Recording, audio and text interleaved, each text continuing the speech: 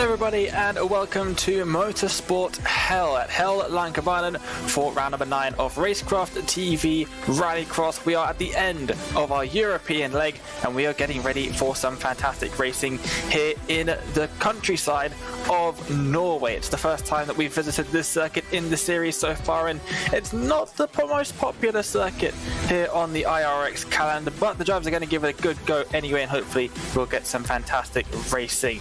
Dane Baird here alongside Joshua Lee in the commentary booth, track and the car cams by Istvan below at trackcams22.com. We're so glad that you've chosen to spend your Sunday evening with us right here on Racecraft TV. Josh, it's a very interesting circuit this, a ton of elevation change, most notably out of turn 2. Huge drop, down run in towards turns 3 and 4. Very tricky complexes of corners on this circuit. Pretty tough one to master for these drivers today. It seems like every corner on this track really has some sort of challenge to it. They're not really going to have an easy portion of this circuit to really have a moment to relax. I mean, every corner you're going to be fighting some sort of challenge, whether that is a challenge from another driver, challenge with the car, the handling. They're going to be fighting throughout the race tonight. And for these RX2 guys, really going to be the test of, okay, who has been improving the most over this season. For the RX1 guys, it's going to be who has the most speed off the trailer, so to speak, over the other drivers. Yeah, especially in that Joker. It is on the outside of turn number 1. It's dirt instead of tarmac, so it's considerably slower than the main racing line, which means the drivers will of course be losing time on the Joker as they were in the last couple of rounds at Barcelona and Brands Hatch, and all the way back to round 3 at Charlotte as well. We've only got 4 rounds left of the championship, so as I've been saying for a couple of rounds now, crunch time in the championship. If you're not already right at the front, well, you might want to get there. And well, Motor 1 driver is well and truly at the front of the point standings in RX2. We've got the 2 classes, of course, back again for this 9th round of the championship. And after round 8 at Barcelona last week, Tor Andre Borison is leading the table by a healthy 12 points over James Watson in second. Trevor Teal just 2 points behind, and then you've got to go 4 points back to get Andrew Howell, and another 4 points to Sean Winkler in 5th. In the midfield, it's pretty close together, tied for 8th, 9th, and 10th, or tied for 8th, and effectively 8th, 9th, and 10th. Zach Knowles, Christopher Plumley, and Crystal King all on 59 points, but very close in the midfield. Probably the biggest gap we've seen all season, Josh, up at the front.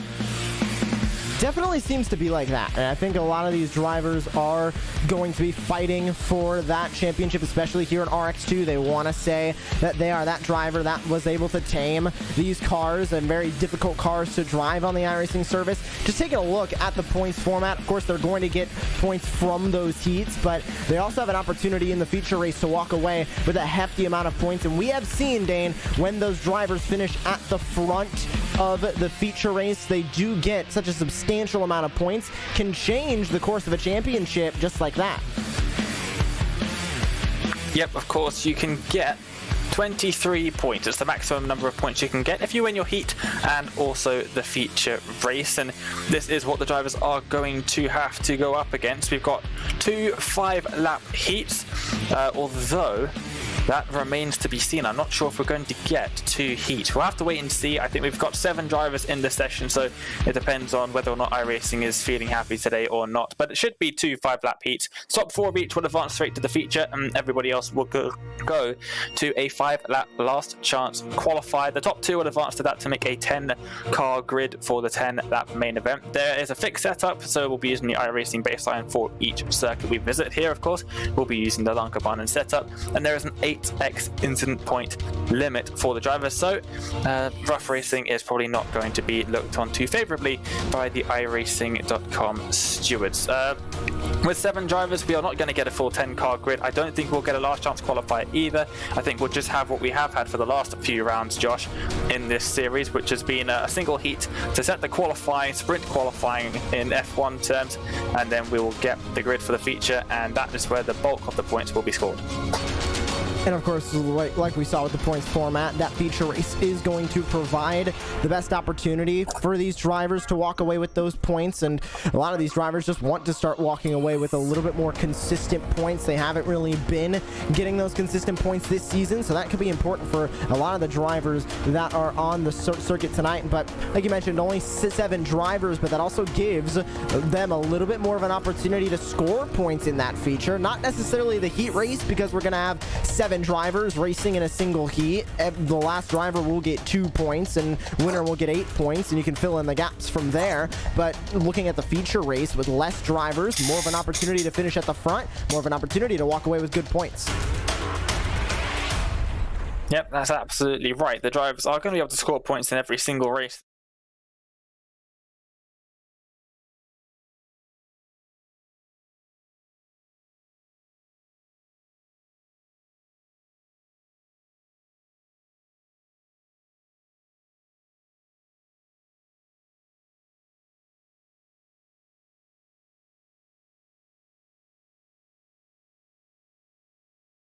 Trying to get all of that grippy goodness on the inside, and well, you're going to get a slowdown penalty, and it is a massive slowdown penalty. And you often will see drivers putting across to the left-hand side of the screen, right-hand side of the circuit at that part of the track, getting out of the way so they can serve that slowdown penalty, because if they don't serve in time, it's a massive penalty in rallycross terms. So the field's often separated by no more than a few seconds, so it is definitely important for the drivers not to be cutting too much of that corner. Down the hill, turn 4, it's the dirt right-hand hairpin in the middle of the circuit.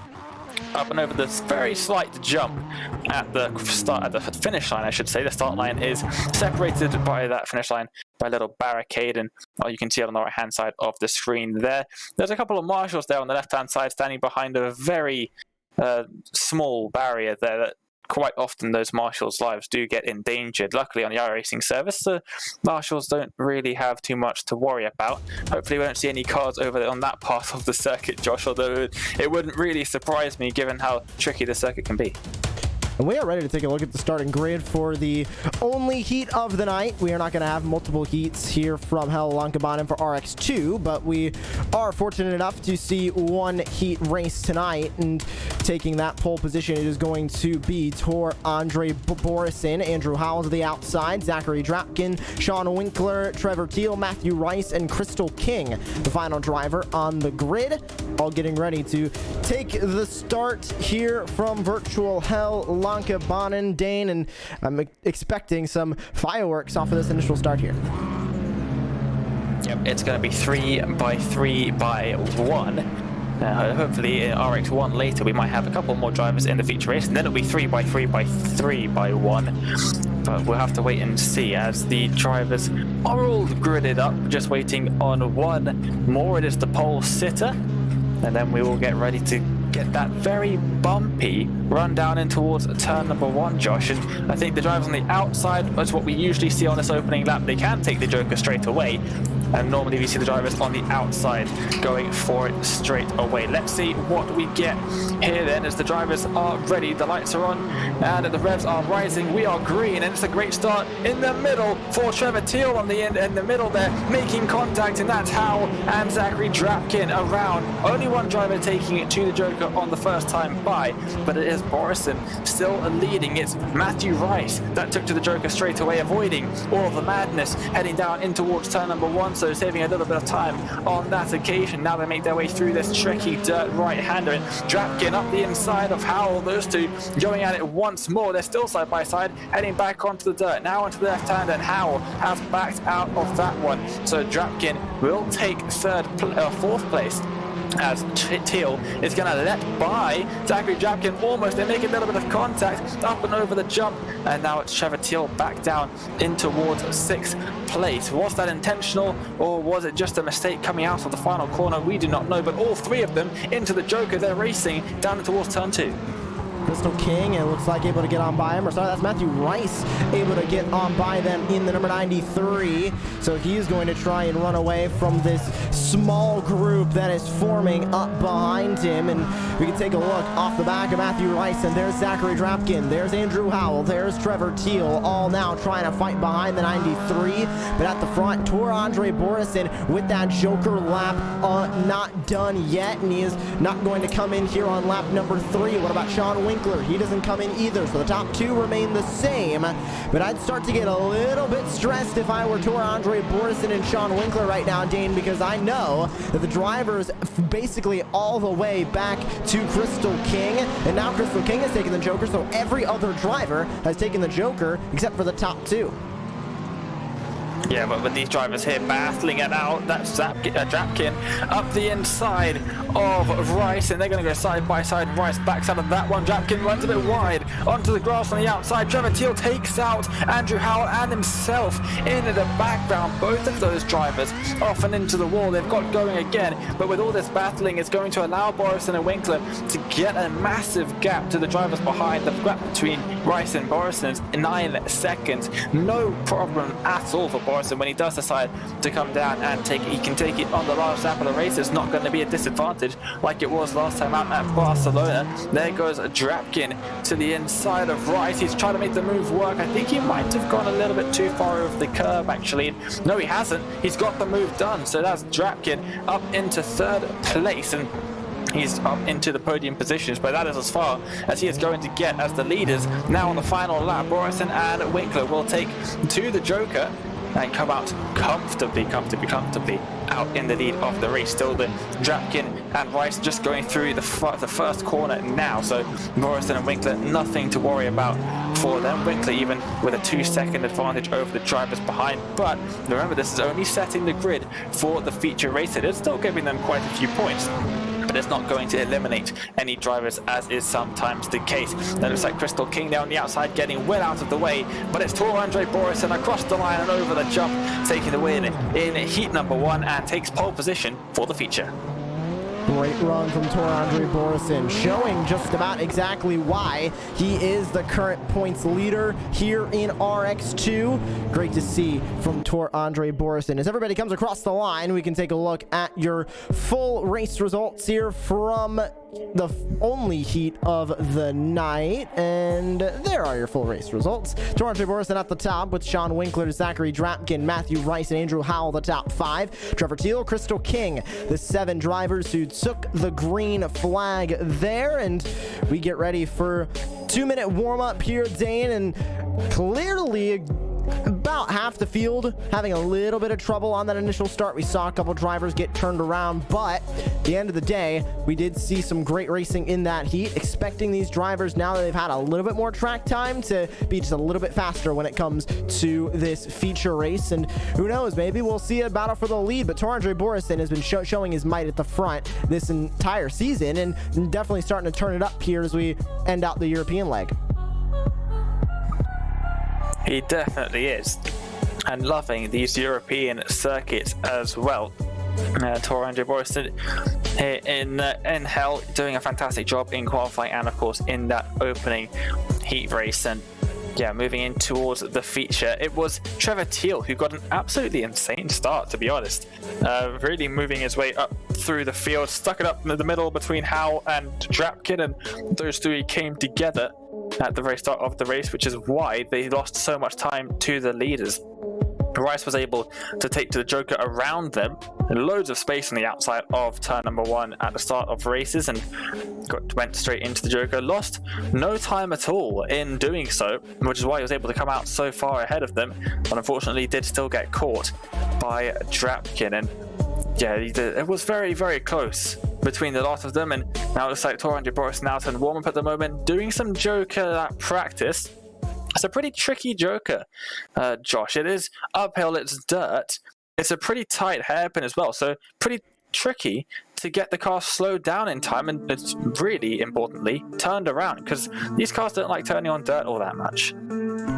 They really do not. Even with four-wheel drive, they struggle a little bit to turn on the dirt. They struggle a little bit to turn on the asphalt as well if you hit that gas too hard. But Dane, it's time to take a look at the starting grid. It might look exactly the same as the results from the heat, as because it is the exact same results from the heat as we get ready to go racing in the feature. Yeah, it absolutely is exactly the same as the results from the heat race, which means Tor Borison starts once again on pole position. Sean Winkler starts alongside with Zachary Drapkin this time on the outside of the front row. Matthew Rice, Andrew Howell, and Trevor Teal will line up in the middle row in that order. And Crystal King will start once again from the back row. And this is going to be interesting with Zachary Drapkin and Trevor Teal on the outside. Those are the two drivers that I'm expecting to take to the Joker from the very start of the race. Of course, with the coming together, we didn't really see the expected Jokers being taken at the start. Now, I would expect the drivers on the far outside to take them first time by. I hope no one on the inside tries to do it, because as we've seen many times, Josh, that only ends in disaster. Let's see what the drivers choose to do here. We're just waiting on one driver, and it is the driver of...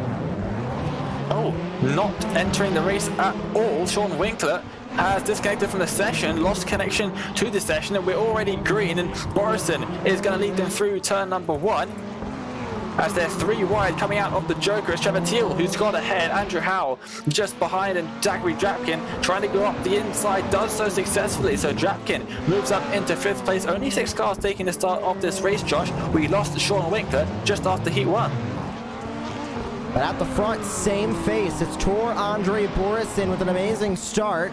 Matthew Rice still in 2nd place. This is exactly how they started the race, exactly how they finished from the previous race. And Trevor Teal, way off track, goes way to the outside, gets it back on the tarmac, but back to the front. Tor Andre Borison and Matthew Rice, looks like they're pulling the same strategy here as Crystal King comes into the Joker. I believe Zachary Drapkin stays out. Yes, he does, along with Andrew Howell and Trevor Teal, as they all took the Joker lap last time by. So King comes in, putting the top 2 in the exact same spot they were in the heat race now, Dane, where they both are caught out on the racetrack, not taking the Joker yet, wondering if now Matthew Rice will go for a little bit more of an interesting Joker lap strategy to try and get in front of Tor Andre Borison here, maybe try and save it for the last possible moment. But he knows if he does that, then that could lead. But Tor Andre Borison comes in, and so is Matthew Rice. They both decide to Joker at the same time.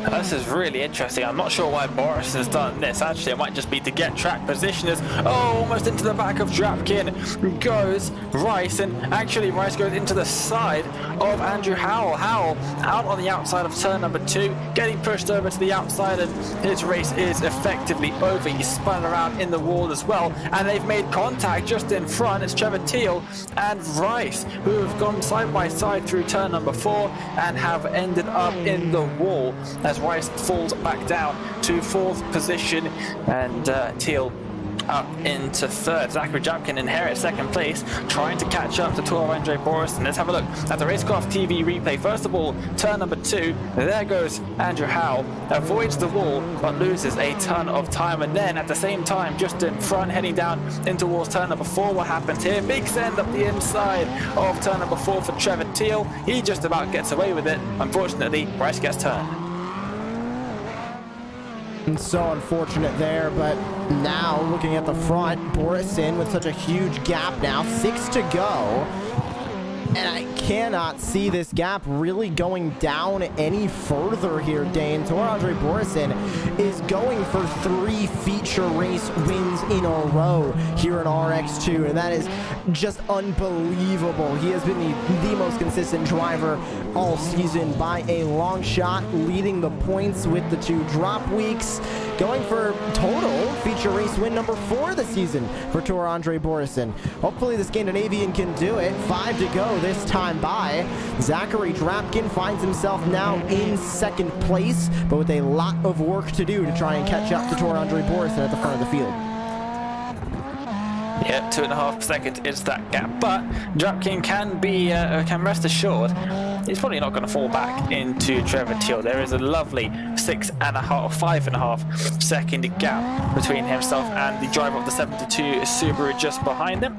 so he can fully focus on catching up to the driver in front, sending it deep in towards turn number 4, maybe a little bit too deep, loses a bit of time to both Teal and Borison on that occasion, trying to get sideways and up and over the curbs, just missed out on that last part. It might even be the most crucial part of that corner, Josh, getting all up over the curb, because we were talking about how the dirt, the cars don't like turning and accelerating off of the dirt. Well, they love to do it over that massive curb. So if you can get your car up and over that without getting the slowdown penalty that awaits you, then you can go pretty quickly through that part of the circuit. This does seem to be the corner that a lot of the World Championship drivers especially try and maximize their speed through, because they try and get it as much to that inside as possible, maximizing those track limits to be able to get the most speed out of their cars, and it works. We have seen that be the difference in qualifying. We've seen it be the difference through heat races and in feature races in the World Championship here at Hell-Lankebanen, so expecting a lot of the drivers in RX1 to really do that, not expecting much of them in RX2 here, but at the front, still such a dominating performance from Tor-André Borison. Interesting to see Trevor Teal. He's up 2 spots from where he started the day, and he's in P3, which is a really good run. Obviously, with only 6 cars taking the green flag here in the feature, that is not exactly the best. It's still halfway through the field, but top 3 definitely going to be good for the points for Trevor Teal, and up 3 spots where he started, or up 2 spots, excuse me, from where he started here in the feature race. Yeah, he's definitely going to get a lovely haul of points from this round, that's for sure. As 2 laps to go for our leader, heading around turn number 1 now, taking a tight line on the exit to set up turn 2 very nicely indeed. Huge drop on the inside of that corner. The King at turn 3 just about get the car slowed down enough to swing it in for turn number 4, get a nice exit out towards that white line on the outside. Now up and over the crest, get ready, bang, swing across to the left hand side, don't go too wide and onto the grass, it will slow you down, and then get back on the brakes to line it up and smash the throttle pedal down to the floor, up and over the jump, and that completes a very short lap of this circuit. Final lap of the race for our leader, heading through turn number 1. Lovely 2-second gap behind, so should pretty easily and comfortably take the win here, and the full amount of points on offer. Remember, that number of points is 23, so Borison already out in front by 12 points, looking to improve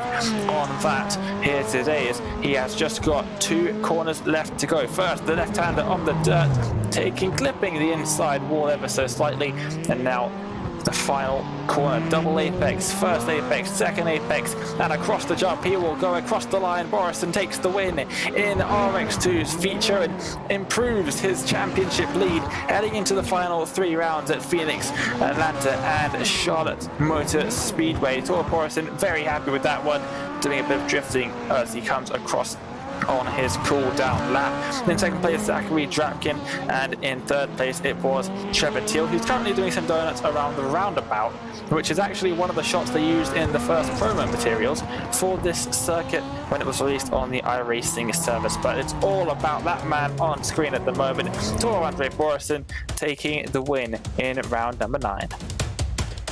And there's the full results. Borison, Drapkin, Teal, Howell, Rice, King. Well, add Winkler into that one, unfortunately. Dropped down to the race server, was not in the feature race tonight, but still a fantastic run for Tor-André Borison. He just did a little bit of burnouts around the middle portion of that track, and I'm going to grab that replay really quickly because that was so great to see. So awesome to see the celebrations coming out from Tor-André Borison, having a monumental season here in RX2, and just fantastic to see, and an amazing run for Borison once again here in RX2. Definitely going to be the favorite for the championship as we go into the final couple of races on the calendar. Yeah, absolutely. Back to the European, the American circuits on the calendar. Up next is Phoenix, and then Atlanta until the finale at Charlotte Motor Speedway, matching as always the calendar for the World Championship event, which is why we've got a couple of the pro drivers up in RX1. We'll get to those in a few moments' time, but we've now got Tor-André Borison joining us in the commentary booth. Tor, welcome and congratulations on another win in the championship. This one might have been one of the easier ones of the season so far. Not too many challenges for you up at the front here at Hell, led from start to finish in both the heat and the feature race.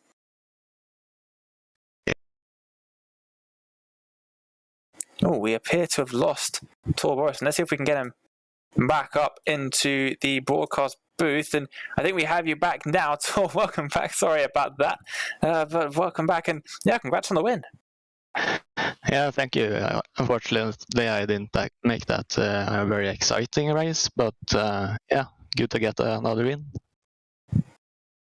Yeah, there definitely is going to be a nice haul of points for you heading into the final 3 rounds of the championship. Talk to us about the circuit that we've just witnessed you take a double win at here today, first of all. Hell, it's a pretty interesting service on the iRacing platform, not the pro drivers' favourite circuit because of the what they call it the gimmicky turn 4 down at the dirt hairpin. What are your thoughts on the circuit? I find it fairly fun to drive around. Yeah, it's a bit too much stop and start. I like the more flowing tracks, but at least turn 5 is quite fun if you get it right. But yeah, also I like a bigger jump would be nice. It does have a very small jump, does it? It's not really a jump. It's sort of just a crest that the cars sort of jump up maybe all 4 wheels off the circuit for half a second maybe through there. But also talk to us about the Joker lap. Of course, it's the longer route as we see very often in these European-style circuits. But the Joker, not the easiest corner to get through, and especially not quickly. It's quite a slow corner on the dirt. It's pretty tricky down there. Yeah, you just have to send it into the bank. Almost like Liam Duran does in real life, but a little less sideways. But yeah, hard to get right. But tug out the handbrake and you can get it around quite okay. Heading into the next round, the final 3 rounds coming up. Back at Phoenix, you were in RX1 for Phoenix, I believe, but dropped down to RX2 after that round. It's going to be an interesting experience for you battling with these drivers at Phoenix for the first time. What are your thoughts on that circuit as we head into the final 3 rounds of the season? Yeah, it's a track I don't really know very well. Probably I don't think I've driven there in like half a year, so I think the competition will be quite strong. Well, we certainly hope so and get a good, exciting race for all of the viewers. But Tor, thank you so much for joining us. Congratulations on the double win here. Maximum points for you at Hell-Lankebanen. Congratulations. Thanks for joining us. Before we let you go, is there anyone you would like to give a shout out to on Racecraft TV? Yeah, sure. My sponsors, Anders Grandal Rally Team, Synfilla.com, and just the whole community for being really supportive. And even if accidents happen, everyone takes it on the chin and moves on. And thank you to you guys for the great production. Well, thanks to you for joining us for an interview. Congrats on the win, and we will see you next week at Phoenix. Thank you. Well, that was great to hear from our double race winner there, Tor Andre Borison, joining us in the broadcasting booth. Josh, you're now standing by, I believe, with Zachary Dratkin. Yeah, joining us in the broadcast booth here. What is up, Zach? And great finish for you here, second place here in RX2. It seems like every single round you're just getting more comfortable in your Ford Fiesta, getting better and better. Is that how you feel behind the wheel? Oh, definitely. Every single lap I put down, I feel like I'm getting closer and closer to being able to battle with the fast guys. So it's a lot of fun. I think that I can definitely bring more future to the Ford compared to everybody else in the Subaru. So. And going through the race here from Hell-Lankebanen, we've heard a bit of mixed opinions from a lot of the drivers. Tor Andre Borison saying he doesn't really like the stop and start nature of this course. What are your thoughts on Hell-Lankebanen and the race overall here tonight? Because it looked pretty exciting from up here in the broadcast booth. How did it feel on the track? I really do like this track. I know it's not a favorite among a lot of people, but I love going into that dirt section and you got to actually use the handbrake. A lot of tracks, the guys don't like using the handbrake, but I found going into that left hand into the drop down corner for the right hand for the finish, I was able to grab the handbrake and catch a lot of time on Tor flying into it backwards pretty much. So I found this track actually a lot of fun. It was more of my style on the off-road short course side of things where you're actually driving the car harder to go faster. So in my opinion on that, I really did enjoy it. I feel that I'm excited to come back here. I think that I think I can come back here next time, and with a little more seat time, I can give Tor a battle that I go to the finish. Well, 3 rounds left in the season, and it's the 3 rounds that we started with: Phoenix, Sonoma, and Charlotte. What are your thoughts on the finales of this season, and do you think that you can continue to give the pressure to Tor Andre Borison, or is it going to be you just sort of fighting to pick up the pieces there in P2 of the championship, or I believe you're in 6 coming in here to Hell? Yeah, we missed the last 2 weeks racing, and last of summer made me miss the last 2 weeks. But I think that we can definitely give him a good fight. I think one of this last 3 tracks we actually won one of them, I think. But I think we could definitely come back in the next 3 weeks and give one heck of a battle. I think hopefully we can come out with a win. Another one would be nice in the season, and hopefully come into next season with somewhat of a points lead or a points championship, or I don't know, wrap it up somehow. But I'm excited. Let's just say that. Well, thank you for joining us here on the broadcast booth, Zachary. Once again, congratulations on your 2nd place here from virtual Hell-Lankebanen. Thank you so much. Good to hear, Dane. From Zachary Drapkin, a solid 2nd place finish here from virtual Hell, and it looks like we'll have time for one more interview before we get started with RX1, and you're standing by with Trevor Teal. Yeah, Trevor, welcome to the broadcasting booth for a quick chat. Congratulations, first of all, on that 3rd place finish, but it was definitely not easy for you. You were involved in battles both in the heat and the feature throughout the 2 races. Yeah, it was a little messy out there, and that's mainly my fault. For some reason, I was getting really good starts off the line, and it doesn't really do any good when you're in the 2nd row. It gets a little hairy. Yeah, I did see you sending it down the middle between, I think it was Andrew Howell and Zachary Drapkin on the opening race, the heat race. It got very sketchy there. Somehow you all 3 made it through somewhat cleanly, but the battle really did not stop until the end of that race. Matthew Rice got involved with that one as well. It was really non-stop action for you guys. Talk about the circuit. Does it promote sort of good racing between the drivers, or is it just the drivers in the series that promote good racing? I mean, it's another one of those classic European tracks that's really tight and it's really hard to pass. But it's not Barcelona, so I actually love this track.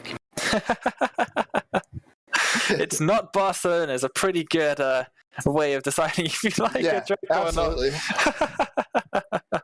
Oh dear. Well, Trevor, you then went on to the feature race.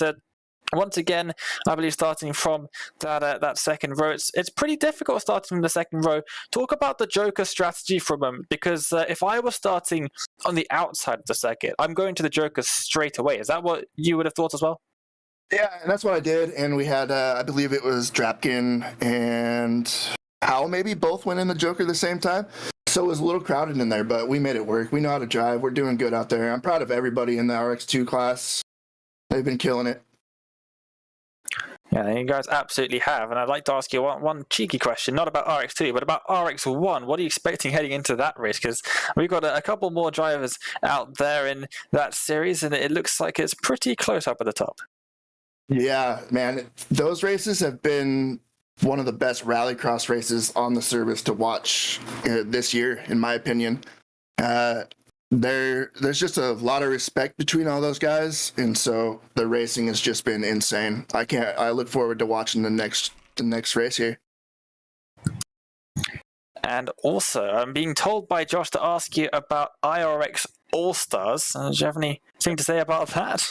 Man, I'll tell you, 6th place has never felt so good in my life. Yeah, last round was Barcelona, unfortunately, but we made it in the feature that one, and we were running 4th with 2 corners to go and got taken out by Connor Martel, but we came across the line in 6th, and honestly, it felt like a win. I was so happy.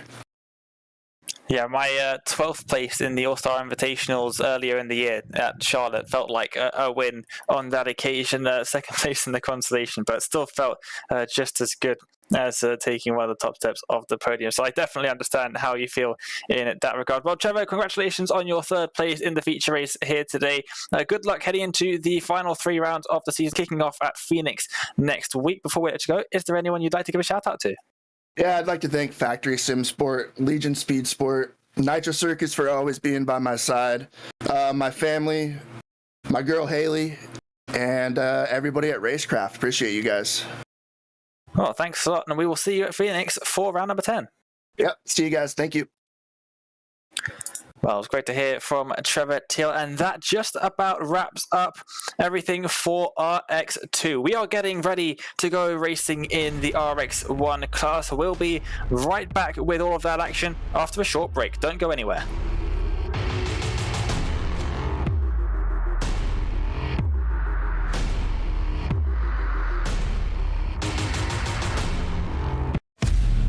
This is our series, so many different pieces that you have to watch out for.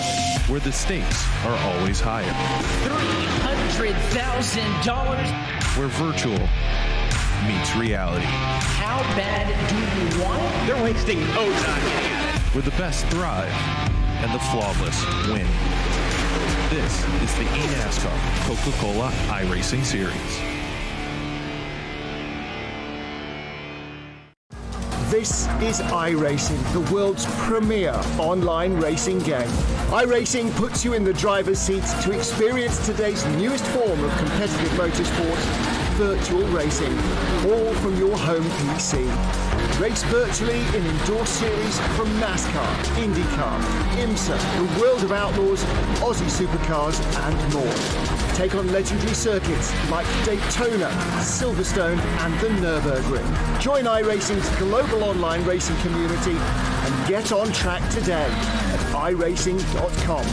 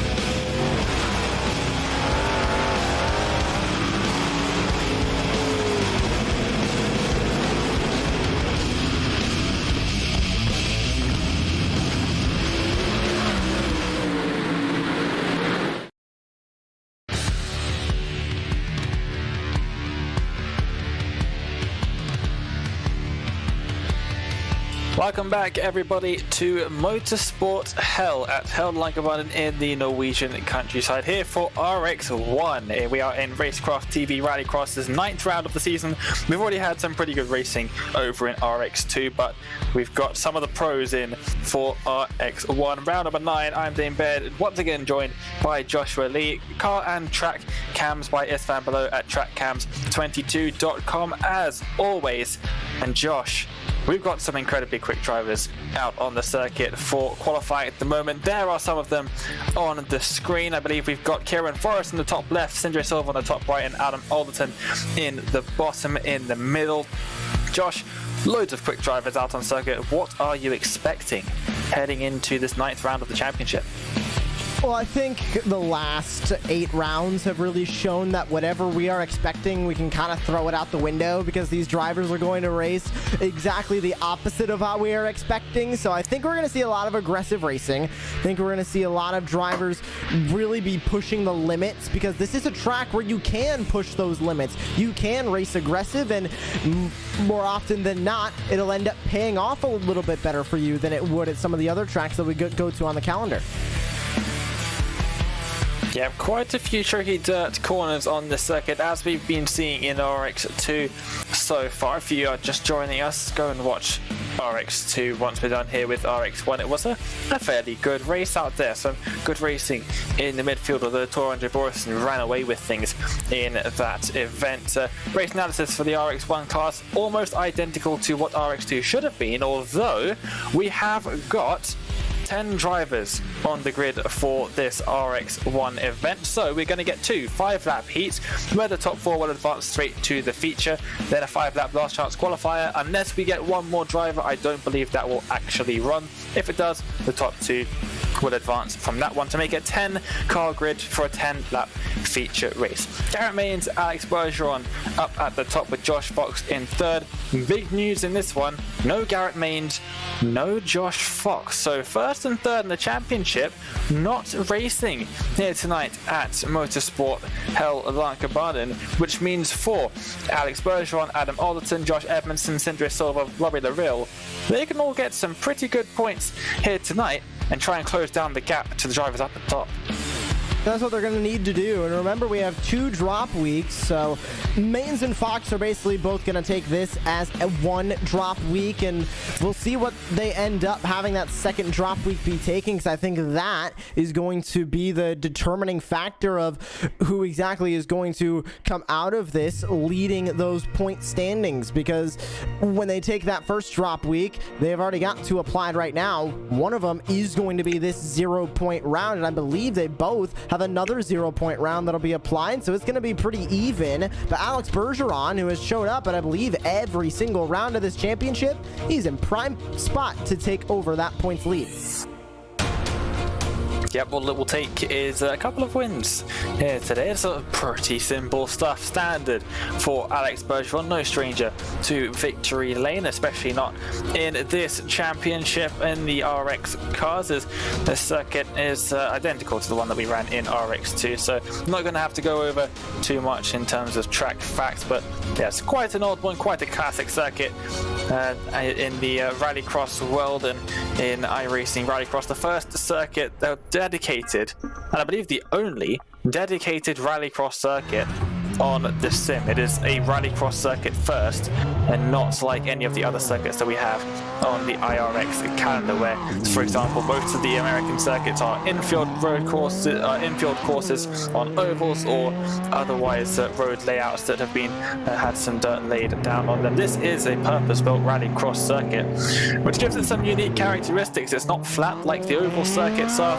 It has a bunch of elevation change that will challenge the drivers here tonight. Alex Bergeron, we are riding on board with Connor Parisi, his teammates. We're going to have 2 Fistful of Bourbon Jim Beaver Esports cars in this race. We'll see how they can work together to try and get some good points here today, as we're looking at now.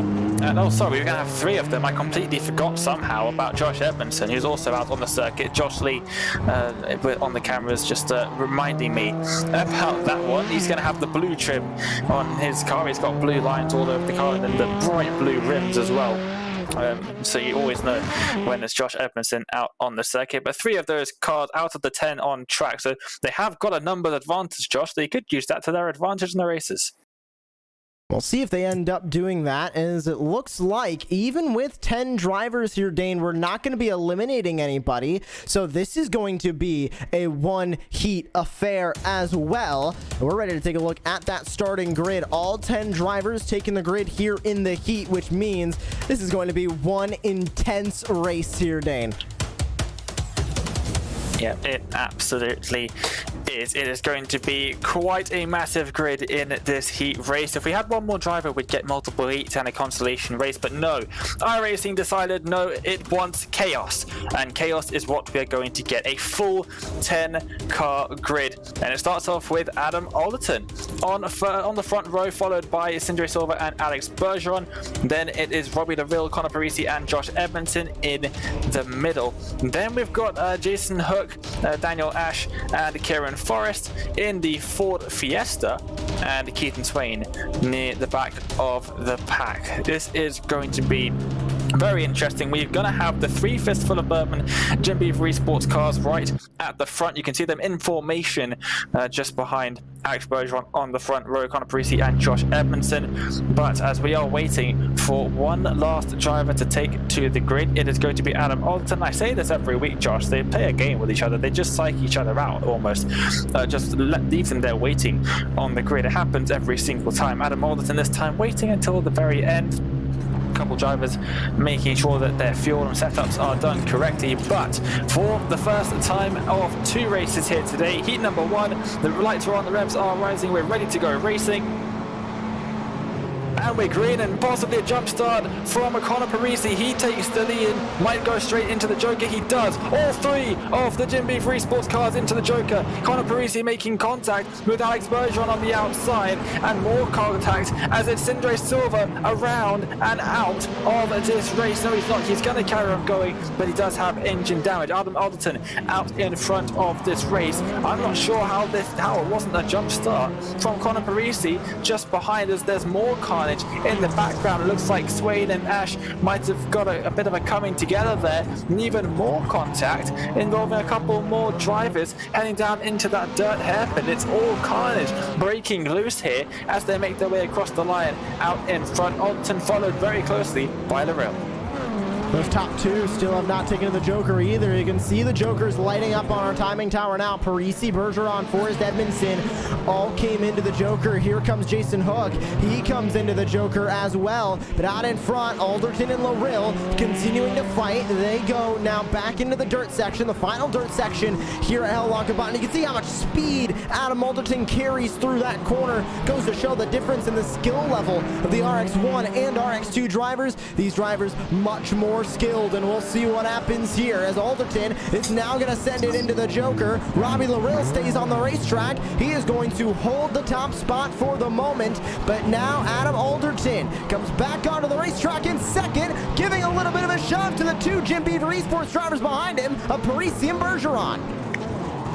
That is crucial because it's a net race lead as he is now out in front of Parisi and Bergeron. I really do not know if Parisi is going to have a massive time penalty at the end of this race. We'll have to wait until then to see. iRacing doesn't like to tell us these things in advance. Lorel is out in front but hasn't taken the Joker. Alderton, however, has taken to the Joker. It updates on the timing tower, and this is effectively the battle for the lead. We don't know where the Lorel is going to come out. It might be right in between those two fistful of Birmingham Subaru Motorsports cars in the background, but it's Alderton who leads. He's slightly missed the apex of the corner there, and that gave Parisi a little bit of an opportunity inside. But now on lap 4 of 5, coming around the final corner, Robbie Lorel has to take to the Joker this time by as he comes across to jump and across the line to start the final lap of this heat race. Everybody's taking to the Joker except Lorel and Swain. He's going to send it sideways into the Joker.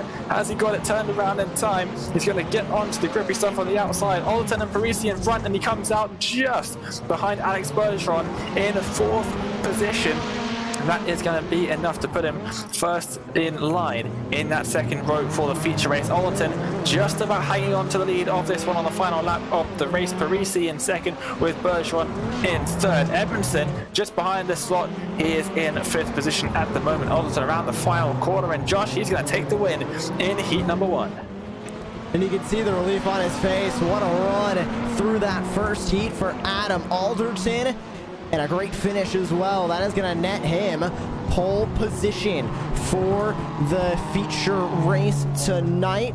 An absolutely fantastic run from Adam Alderton as he'll walk away with that pole position and the heat race win here in virtual Hell-Lankebanen. Connor Parisi, Alex Bergeron, Robbie Lorel, Josh Edmondson, Kieran Forrest, Jason Hook, Sindra Silva, Daniel Eisch, and Keaton Swain rounding out the field of 10 as we get ready to go racing in the feature. We have a warm-up here, Dane, and what have you just realized? Is that a penalty? I think I saw a penalty. No, I didn't see a penalty. Something flashed up on my screen, but it wasn't a penalty. I thought I saw that penalty, but no, it was just somebody setting at that time in the warm-up session. So I got all excited for nothing. I thought Connor Parisi might have just got a starting jump start penalty, as the words refused to come out of my mouth. But if that wasn't a penalty and it wasn't a jump start, can we just take a moment to appreciate how amazing the start was from Connor Parisi? Like, seriously, that was insane. One of the best starts I think I have seen in Rallycross in a long time. And let me see if I can actually grab the replay of that initial start. Don't believe I can because it is in the last heat. No, I can grab a replay. We will grab it really quickly before we go to the starting grid for the feature race here. Okay, so we have the replay. Here is the replay of that initial start from Connor Parisi. Watch the Jim Beaver Esports car in the middle. We'll slow it down. he just gets going about half a second before everyone else does and just soars off into the distance. That's why I originally thought it was a jump start. But no, it was just everyone else not going away. And what a start for Parisi. He was already comfortably ahead with a gap behind him, heading in towards turn 1. He, of course, will then dive down into the Joker, but wow, what a start from him. Hopefully he finishes up near the front and comes to join us for a little bit of a chat after the race, because I'd love to ask him what he thinks happened there, because that was just an absolutely insane start. That was awesome. One of the best starts I've ever seen in iRacing Rallycross, that's for sure. And when you're lining up behind some of the world championship drivers, some of the best drivers on the service in this discipline of racing, and you get a start like that compared to them, it makes you wonder why he's not in the World Championship Series. The qualifiers just did not go his way. They unfortunately did not, and we covered those qualifiers as well and kept hoping for Connor Parisi, but unfortunately couldn't do it in the qualifiers. But it is time for feature racing tonight in the starting grid. Looks exactly the same as the results from the first and only heat of the night. Alderton, Parisi, Bergeron, Loril, Edmondson, Forrest, and then down from there it's Hoek, Silva, Aish, and Swain rounding out the drivers on the starting grid. Dane, I have a sneaking feeling this one is going to be just a wee bit entertaining. Well, we're about to find out as the lights are on. We're ready to race for the feature race. All 10 drivers taking to the grid for the feature, this time unlike in RX2. And it's another fantastic start from Connor Parisi. He's going to lead us down towards turn number 1. Silva sending it up the outside and into the Joker lane. And Alderton gets into the back of Parisi, who's now tangling up with Robbie Loril. He's hit into the wall and down towards turn number 2. He will be only third as Alderton leads by Loril, by Connor Parisi. Now it looks like Jason Hook on the outside trying to make something happen, but not quite on Josh Edmondson. A whole host of drivers getting down into the Joker lane on the first time by, including Sindre Silva. As around goes one of the DGRX cars, it is Hook going alongside with Bergeron and Edmondson. It's Bergeron who's now trying to get up and past it. We'll see as they cross the line who did take to the Joker. It looks like everyone from Bergeron and back, although no, Edmondson didn't, as Bergeron does now get past Hook, who does take to the Joker, comes out in 9th position as the absolute chaos from that opening lap. Drivers getting into one another and still drivers getting into one another. I think Parisi might have given Loril a bit of a love tap heading through turn 4, maybe just a bit of a poor line from Loril. More contact now as Loril goes wide. They're finishing lap number 2 and they're still making contact. Parisi desperate to get past Loril and try and get onto the back of Alderton. Is he gonna Joker this time by? No, it is not, but he sends it up the inside of Loril. There goes another driver into the Joker. Believe that was just Adam Alderton who came into the Joker lane, or actually it was Josh Edmondson that came into the Joker. Believe Alderton also came into the Joker lane there as well. Got that Joker out of the way from the race lead. Now the battle for the race lead is between Parisi and Loril. Parisi gets around as Loril gets a little bit slowed down coming off of that final corner, and as they work their way through the final corner here, Parisi with the lead. Take a look at Alex Bergeron all over the back bumper of Robbie Loril in front. If anybody wants to lead right now, it's Alex Bergeron. Loril goes into the Joker lane, and now it's going to be one-on-one with Bergeron and Parisi, two teammates at Jim Beaver Esports. But remember, Dane, Bergeron has that Joker lane done. Parisi still needs to take it. This is a perfect scenario for Alex Bergeron. It is, but he could also play the team game here. He could try and hold up Adam Alderton and try and get his teammate Connor Parisi to come out of the Joker in front.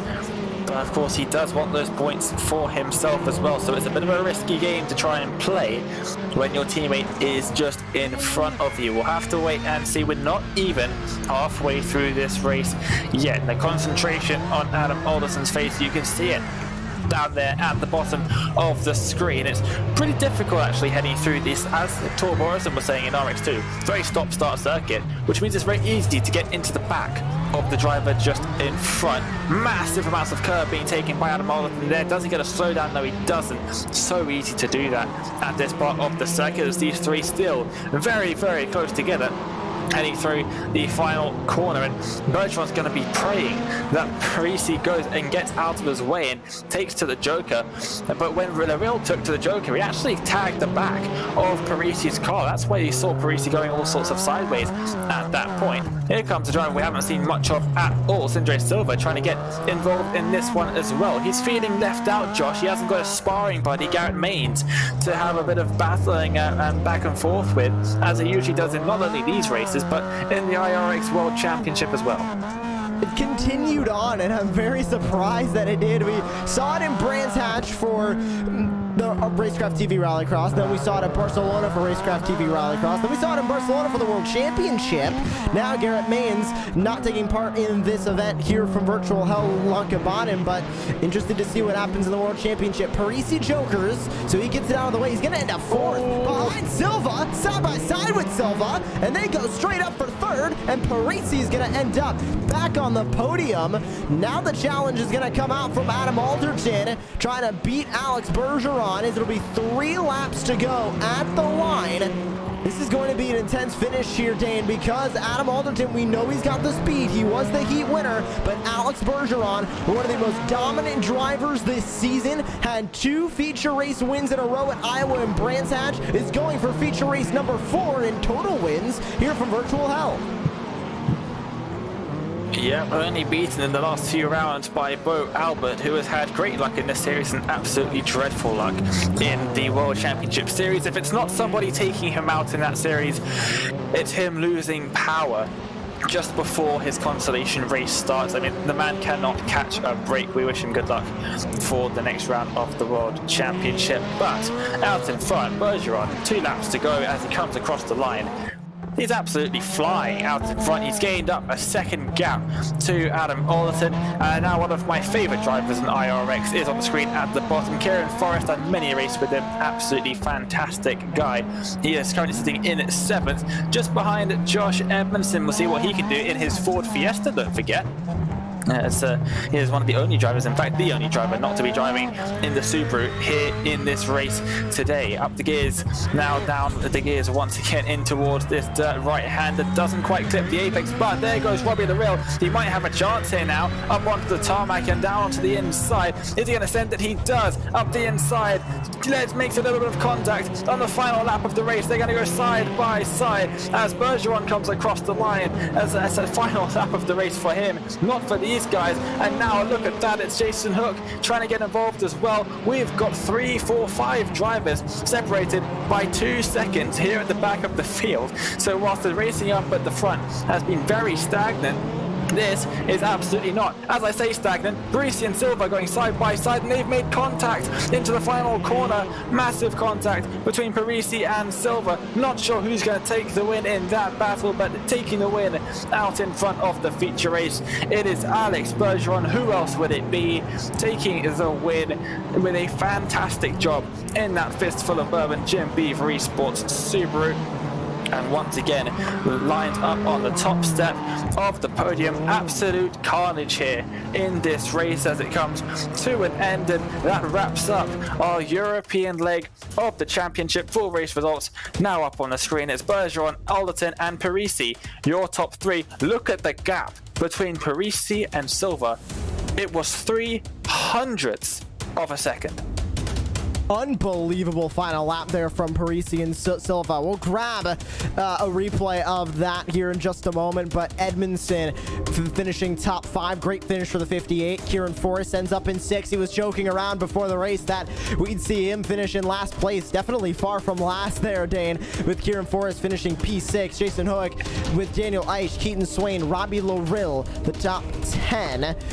And we will grab that final lap replay of Silva versus Connor Parisi, and we'll see exactly what happened and where, because both of those drivers were going sparring in the final lap here. And grabbing the replay now, making sure we got at the right point, and yes we do. We will now go with that replay, and here it is, Dane.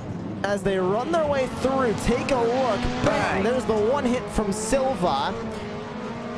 and they still go side by side up through the dirt section. There's more contact, and Parisi completely misses the corner, pushes Silva wide as well.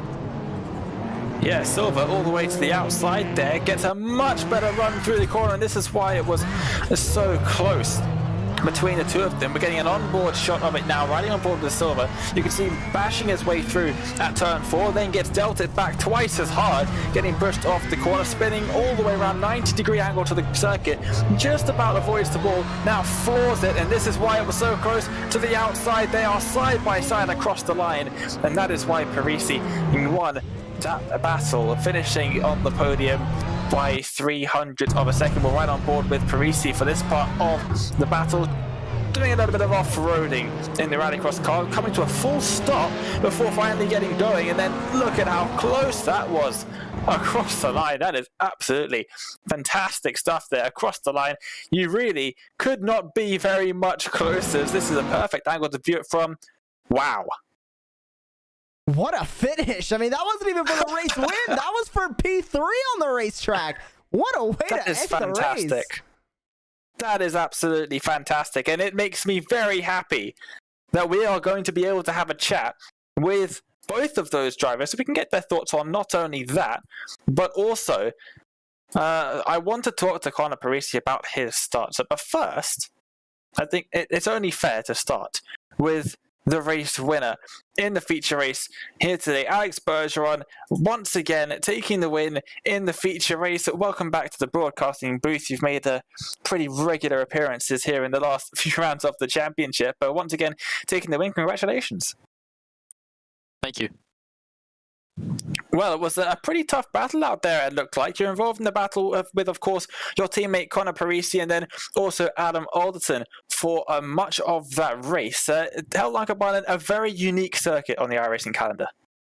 Yeah, it's really unique, but I really like this racetrack, and I think it shows. It's really technical, really tight, but also very racy. There's a lot of places to go and use as a line and stuff like that. So very, very happy with our result tonight.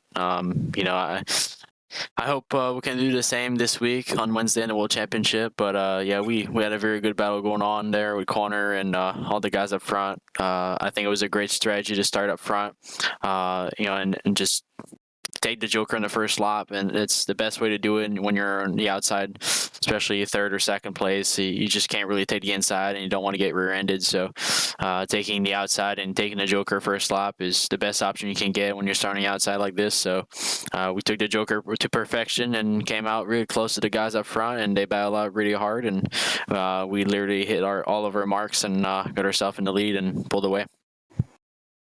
And then once your teammate Connor, of course, got out of your way effectively and took to his own Joker, you were out in front of the race. Were you feeling the pressure from Alderton behind, or were you pretty confident that you could keep him behind you? I was really confident I could keep him behind. I just had to not make any mistakes. It's a lot about not making any mistakes in these cars. As soon as you make a small mistake, especially the right end, they're the airpin, and you can take the inside a lot more and you get a bit more grip. If you miss that a little bit, then you lose 2 to 3 tenths a lap. So you got to hit every single lap, and I was able to do this, very close every single lap and trying to get closer and closer without getting a penalty. Yeah, once Connor got in the Joker, I didn't push it because I knew he had to take the Joker. I was not gonna be really aggressive with him. We're teammates and stuff like that. So I really took it easy on him, and we're having a good race there. So I wanted to keep it that way. Yeah, absolutely. You played that strategy to pretty much perfection, especially taking a Joker at the start of the race. Your Joker strategy, I would like to ask you this because I don't think we got to have a chat at Barcelona. But your Joker strategy at Barcelona, you seem to take it on the last lap every single time. Were you aware that you were sort of losing a little bit of time by doing that? Yeah, I was not aware at all. I've not been there, a long time, and I never raced there, and it was my first time, and I didn't really know about it until the race time, and I was not well prepared for it, I guess, but we did the best we could. We got unlucky most of the time in that race, but we did our best we could, and World Championship was the same. We did our best, and just involved in bad lucks, and it's just that's the way it goes sometimes. Well, heading on to the next round of the championship, the final 3 rounds, back to the American circuits. Phoenix Raceway, we visited it for round number 1. What are your thoughts on that circuit? I think it's really good. We'll see how it goes. I feel like we have good results there. In the pro qualifying series and see what we can do there. But the rest of the season is just going to be a matter of keeping the car on track and trying to make features and staying up front and learn as much as we can, and hopefully from the World Championship be back next year and be back stronger. Absolutely. Well, Alex, thanks so much for joining us. Congratulations on the win. Good luck for the World Championship race on Wednesday, and we'll see you in a week's time at Phoenix. Thank you very much. And of course, I got to thank Jim Beaver Esports for the Rallycross team, as well as all their partners, Fistful Bourbon, Next Level Racing, Dirtfish, and everyone that supports me and this team. And, hopefully we can bring out a good result. Well, thank you so much for joining us. We will see you next time out. That was your race winner in the feature race, Alex Bergeron. Great to hear from him, as always, in this series. And Josh Lee, my co-commentator, is now standing by with Adam Alderson. And a good finish for Adam Alderson here from Virtual Hell-Lankebanen. Adam, P2 finish for you, continuing, I would say, a pretty good streak of finishes here on the RX1 calendar. How did it feel from inside the car tonight? Car felt alright. It was all going well until the feature. I mean, it's never P2, but I wanted that win. I came here for the win. But it's never second place, so I have to take it. Well, you did have a really good run in the heat race, and you had speed in that Subaru. What went wrong in the feature? What put you back into P2 there behind Alex? I probably should have jokered the lap before I did. With no spotter today, I didn't know how the traffic was behind, so I didn't know if I was going to come out in traffic. So I just decided to wait until I knew I was clear. And by that point, it was too late. I could have been a bit more aggressive, maybe. I have respect for Alex, so I wasn't going to punt him off on the Joker merge. Well, now going into the last 3 rounds of the season, 3 tracks we've already been to on the calendars. The confidence level a little bit higher there than the tracks that we were only going to go to once on the calendars, considering we're ending with the exact same 3 rounds that we had in the first 3 rounds of the season. I'm feeling good for the final 3 rounds. I should stand a good chance at more podiums. Dying for another win. Hopefully I can get another one at Sonoma. But we'll just have to see how it goes. It's Rallycross, anything can happen. Well, good to hear from you post-race here, Adam. Congratulations on your second place finish here from Virtual Hell. Thank you. And thank you for joining us once again. That is Adam Alderson, second place finish for him here from Virtual Hell. And now, Dane, you're going to get your wish. Standing by with you is Connor Parisi.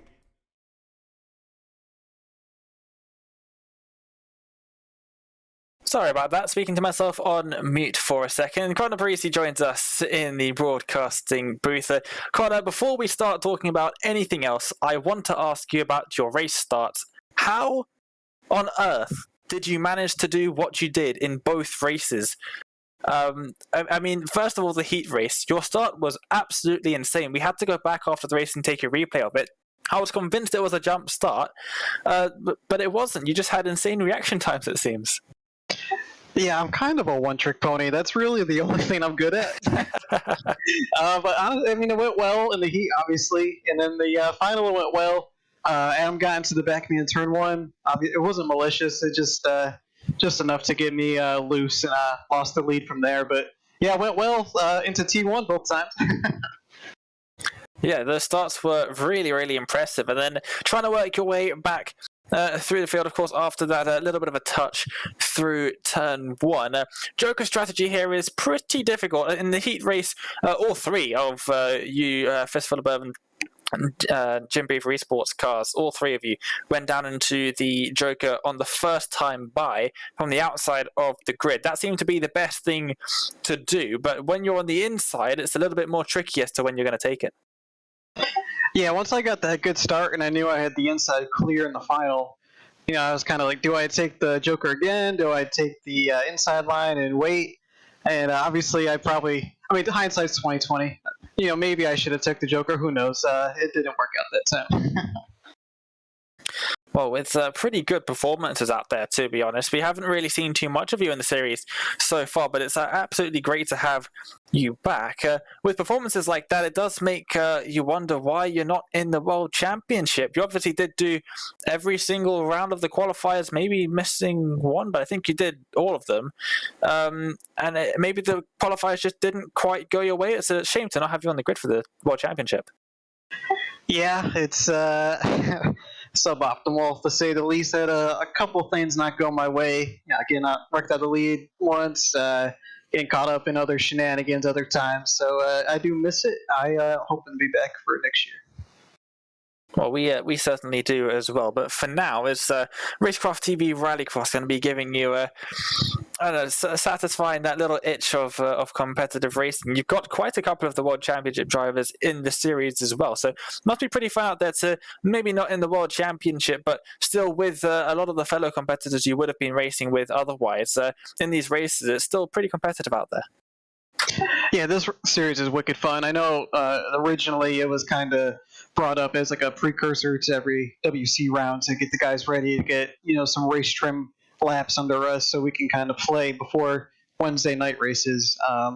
So that's really what this series is all about. So it's great to be here. I haven't been able to make every single week, but I'm happy to be here this week and to take a third place after literally no practice all week. I'll take that. Well, Connor, thank you so much for joining us. Congratulations on that third place finish. I would love to get in a voice chat with you sometime, and you can teach me how you do your starts, because those starts were absolutely insane. But thanks for joining us. Before we let you go, is there anyone you'd like to give a shout out to here on Racecraft TV? Well, before that, I will say my starts are proprietary. You're not going to get that info. But for real, I got to thank all the guys at Jim Beaver Esports. Got to thank Josh especially for putting on this series to give us an avenue to race some more. But Fistful of Bourbon is keeping the lights on in the house. We also got Next Level Racing, Polaris Razor, Vision Wheel, and General Tire. Well, thank you so much for joining us. We will see you, maybe. Will we see you next time out at Phoenix Raceway? That's going to be a Sunday afternoon decision. We'll see. I don't know. I can't commit at this time. I hope so. I love racing, so hopefully I'll be there. Well, we hope so too. Thank you so much for joining, and we will see you when we see you, Connor. Have a good one, fellas. Well, it was fantastic as always to hear from third place finisher Connor Parisi, and Josh Lee once again standing by with Sindre Silva. Well, of course, Sindre went straight up with Connor Parisi there, and a fourth place finish for you, Sindre. Let's talk about, first of all, just the heat race and the feature race as a whole. It looked like you had some speed in that 63, but clearly off of the podium, something was missing. What exactly was it? I think it's a downshift button, because this one is not 100% working at the moment. So it was a little pain driving around the track with almost having fifth gear almost in every last corner there. So yeah, it was a pain, but we tried at least, and it was a little bit. Yeah, I tried to get on the podium. That was the goal, and I tried, but got denied of that. Going through those races, obviously, with that struggle, still made it work pretty well with the P4. Was it a lot of Joker lap strategy that you were then thinking about once you had that downshift issue, or were you just trying to maximize your speed through those corners to try and make up some time on the racetrack? Both. Maximize the speed, but the Joker, or in Heat 1, I only came to the first corner, but in the final, I just got a good launch and tried to see the positioning ahead, and I was like in the middle of the pack right there, so I just tried to get myself out of it and get into the Joker, and I got a little bit bullied out of T2, so I don't know if it was the right call, but it made it at least a little bit easier, and we could try to be a little bit alone on the track. Well, going in, final 3 rounds of the season. Of course, they coincide with the World Championship as well. We've already been to them each on the calendar so far here in Racecraft TV Rallycross. Is the confidence level high for the final 3 races at Phoenix, Sonoma, and Charlotte? Yeah. Phoenix is one of the track, or is the track I won on in this series, so that would be fun to get back there. I know I have some pace there, but I need to fix this downshift button first. But for sure I will be confident going in. It's also the end of the World Championship, so a lot of practice will get down, so we will try to use that practice in this series as well. Well, Sindra, thank you so much for joining us here post-race, and once again, congratulations on your 4th place finish here from Virtual Hell. Thank you, guys. Good to hear from Sindra there, Dane, and what a race it was for Sindra Silva. Didn't know he was having those downshift issues. That is definitely going to be a talking point of the World Championship if he doesn't get those fixed in time. Yeah, definitely. I mean, he was off pace. It's not like him to be off pace, especially not in this series. He's usually right up near the top, fighting for wins and such. So yeah, for him to not be up at the front, it does actually make sense that he was having some sort of hardware issues. Hopefully he can get those fixed before the World Championship race on Wednesday evening. It is, of course, his home event, the Norwegian driver at the Norwegian circuit, so hopefully he can get those fixed, and he doesn't have those issues for Wednesday night's race. Well, thank you everybody so much for joining us here at round number 9 at Hell. We are up next, heading to round number 10 at Phoenix, back where it all began, Josh. We saw some pretty good racing out there in round number 1. It set the series off to a very good start. What are you expecting heading into the next round, kicking off the final 3 rounds of the season? I'm expecting a lot of the same people to be fast, but I'm also expecting a lot of the drivers that we saw have speed on those American tracks and maybe took a back seat here on the European leg of the tour, that we're going to see a lot of those drivers become fast again. Phoenix is a very exciting racetrack. Of course, we started the calendar here, and there's a lot of unknowns going into that race because, you know, first race of the calendar, we don't know what to expect. Now we know a little bit more of what to expect from Phoenix, which is going to be the same aggressive driving, and now everybody a little bit more used to driving with each other. We could see a lot of different things coming out from these drivers in 1 week's time. With the championship battle heating up as well, that is definitely going to be one you do not want to miss. So for Trevor Teal at Racecraft TV Rallycross, for Josh Edmondson at Racecraft TV, current track cameras tonight by Istvan below at trackcams22.com, and for my colleague in the booth, Joshua Lee, my name is Dane Baird. Thank you everybody so much for tuning in to live coverage of round 9 of Racecraft TV Rallycross from virtual Hell-Lankebanen, and we'll see you in 1 week's time for round 10 from virtual Phoenix. Trust me, you do not want to miss it.